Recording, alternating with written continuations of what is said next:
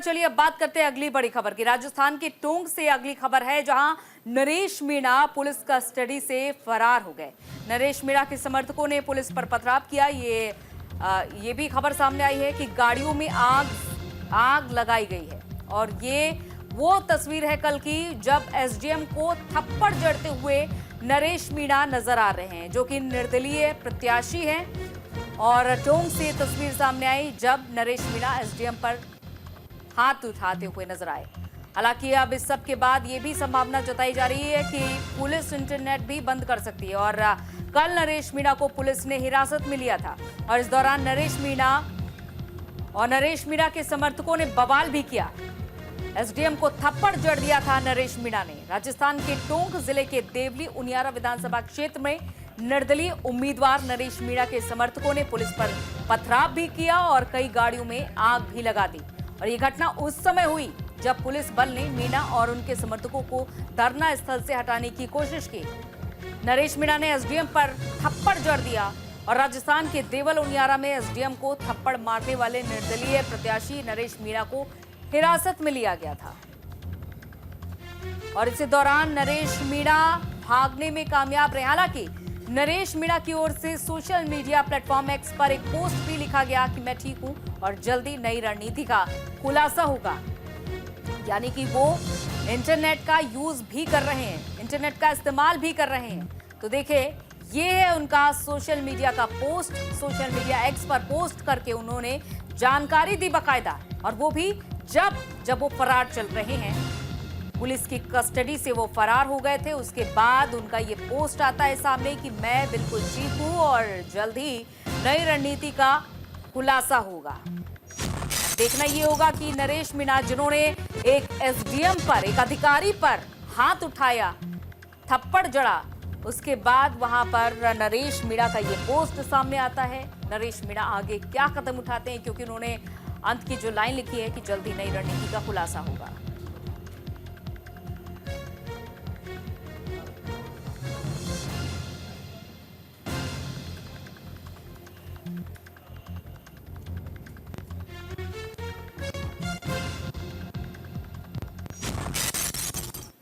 मेरे को पता लगा है कि उसको जाति विषय से जोड़ा जा रहा है।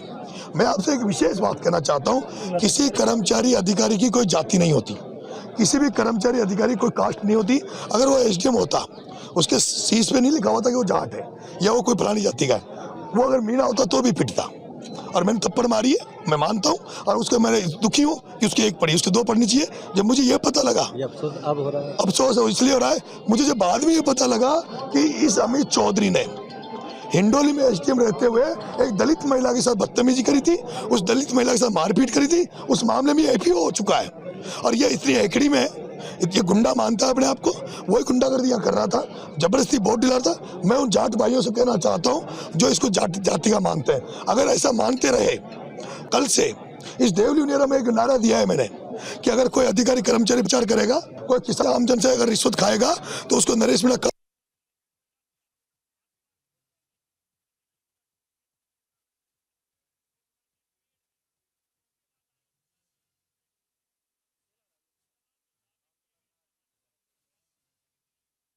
भी तस्वीर हम आपको दिखा रहे हैं जब नरेश मीणा को रोकने के लिए पुलिस आगे बढ़ती है, लेकिन तब तक वो एसडीएम को थप्पड़ भी जड़ चुके थे। मेरे का फायदा उठा करके इन्होंने पथराव किया और उसमें दो गवर्नमेंट व्हीकल के अलावा कुछ निजी वाहन भी जो इसमें जले हैं, कुछ मोटरसाइकिलें भी जली हैं। संपूर्ण घटनाक्रम को देखते हुए 4 प्रकरण दर्ज करके, और बाकी जो इसमें जो 60 व्यक्तियों की गिरफ्तारी के बाद जो भी बचा, उनमें किसी को भी बख्शा नहीं जाएगा, सभी की गिरफ्तारियां की जाएंगी। किन किन धाराओं में मुकदमे दर्ज हुए? इसमें बेसिकली आपका राजकार्य में बाधा पहुंचाने के, पुलिस हिरासत में भगाने के, सरकारी संपत्ति में तोड़फोड़ के प्रकरण इसमें दर्ज किए गए। नरेश मीणा के खिलाफ एसडीएम साहब की तरफ से मामला दर्ज हो चुका है?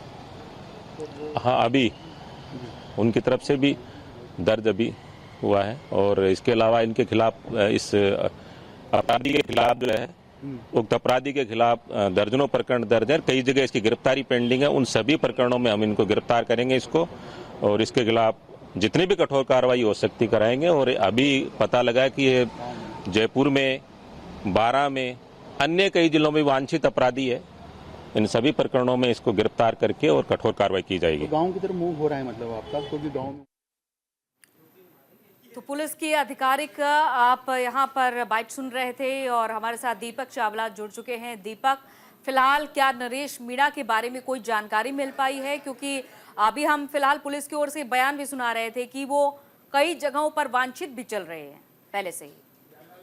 देखिए, बिल्कुल उनके खिलाफ नगरकोट थाने में 4 मुकदमे दर्ज हुए, जिसमें राजकार्य में बाधा, सरकारी संपत्ति को जो है नुकसान पहुंचाना, सरकारी अधिकारी एसडीएम से मारपीट करना और अन्य धाराओं में जो है मुकदमा दर्ज हुआ है। इसके साथ ही वो पुलिस हिरासत में फरार हुए हैं, ये भी उन पर मुकदमा दर्ज हुआ है। न सिर्फ इस नगरकोट थाने में अभी के 4 मुकदमे, बल्कि जयपुर के, बारा के, दौसा के और भी कई सारे मुकदमे उनके खिलाफ दर्ज है। जो सबसे महत्वपूर्ण बात ये जिसमें वो इस तरह की घटना करते रहते, जैसा कि मैं बता रहा था कि वो इस तरह से सुर्खियों में रहने की हमेशा कोशिश करते हैं, हमेशा कुछ सुर्खियों में रहते हैं। कल भी उन्होंने जो है इतना ज्यादा उन्होंने अपना आपा खो दिया कि एसडीएम को थप्पड़ मार दिया और थप्पड़ मारने के बाद ये और कहते हैं कि मुझे इस पर कोई अफसोस नहीं है, मुझे इस पर कोई मलाल नहीं है, बल्कि मुझे एक एक्स्ट्रा और थप्पड़ उनको लगाना चाहिए था। इस घटना के बाद आज राजस्थान के जितने भी आरएएस अधिकारी एसोसिएशन है, उन्होंने भी शटडाउन हड़ताल का ऐलान किया है। हालांकि अभी वो काम पे जा रहे हैं, लेकिन अभी उन्होंने ऐलान किया है कि जल्दी अगर उसको गिरफ्तार नहीं किया जाएगा तो हम पूरा शटडाउन जो है वो कर सकते हैं। इस पूरे मामले में अब तक 60 लोगों को पुलिस ने गिरफ्तार किया है। जो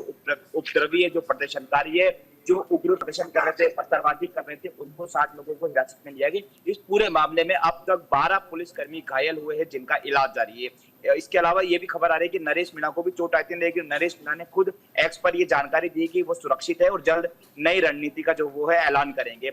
अब पुलिस की टीमें जो है वो गठित हो चुकी है और नरेश मीणा की गिरफ्तारी के लिए कोशिश की जा रही है। नगरकोट थाने में जो 4 मुकदमे दर्ज हुए उस पर तो गिरफ्तारी होगी। इसके साथ ही जो पुराने मामले जो पेंडिंग चल रहे थे उस पर भी अब उन पर गिरफ्तारी जो वो है हो सकती है। देवली उनियारा से निर्दलीय चुनाव लड़ रहे थे और उनकी इमेज जो है वो एक तरह से उस पूरे विधानसभा क्षेत्र में इसी तरह की अब बन चुकी है कि वो जो है उपद्रव फैलाते हैं। ना सिर्फ बल्कि पुलिसकर्मी बल्कि मीडिया कर्मी जो कल कवरेज कर रहे थे, रात को मीडिया कर्मी पर भी बदसलूकी की गई, उनसे भी मारपीट, वो भी कुछ घायल हुए हैं। तो कह सकते हो कि पुलिस पर अटैक किया, एसडीएम अधिकारी पर अटैक किया, मीडिया पर अटैक किया। अब पुलिस जो है वो कहते हैं कि पानी जो है सर से ऊपर जा चुका है। अब पुलिस जो है पूरी तरह से अलर्ट है, तैयार है। इस फिलहाल जो मैं बात करूं, वहां पर पूरी तरह से शांति बनी हुई है। लोगों से समझाइश और अपील की जा रही है कि किसी भी अफवाह पर ध्यान ना दे।